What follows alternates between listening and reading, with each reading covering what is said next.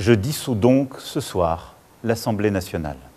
Alors, vous vous souvenez, Emmanuel Macron a dissous l'Assemblée nationale le 9 juin 2024. On était alors au moment des résultats des élections européennes. Et donc, les électeurs sont allés aux urnes le 30 juin et le 7 juillet. Et donc, un an après, on y arrive. Donc, Emmanuel Macron retrouve aujourd'hui le pouvoir de dissoudre. C'est dans la Constitution, il ne pouvait pas le faire un an avant le deuxième tour des élections législatives. Donc voilà, on est le 8 juillet. Emmanuel Macron a désormais les nouvelles armes pour dissoudre l'Assemblée nationale. Va-t-il le faire? Ça, c'est la question.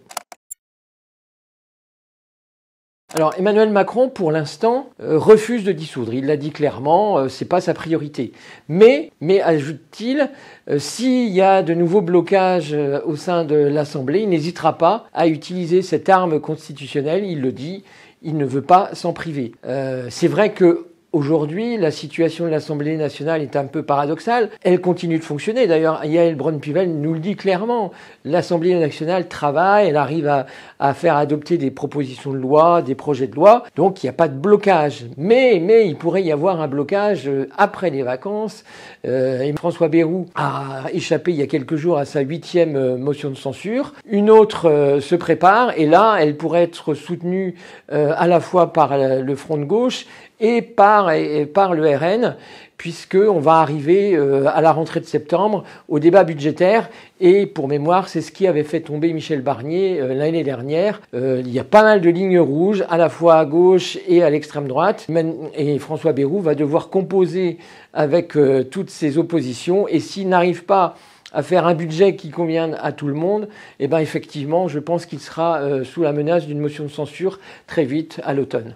Et dans ce cas-là, effectivement, Emmanuel Macron pourrait, s'il se trouve dans l'incapacité de désigner un nouveau Premier ministre, Emmanuel Macron pourrait cette fois dissoudre l'Assemblée.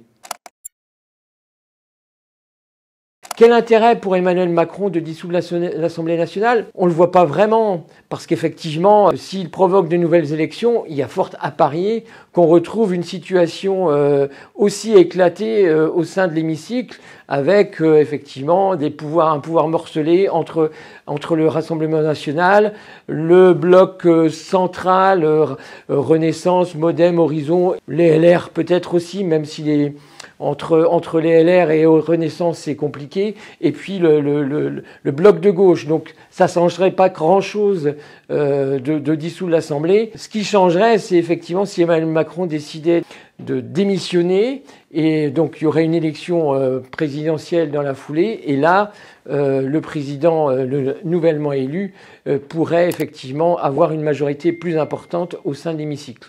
Mais ça, c'est un peu de politique fiction, puisque Emmanuel Macron a toujours dit qu'il ne démissionnerait pas avant 2027.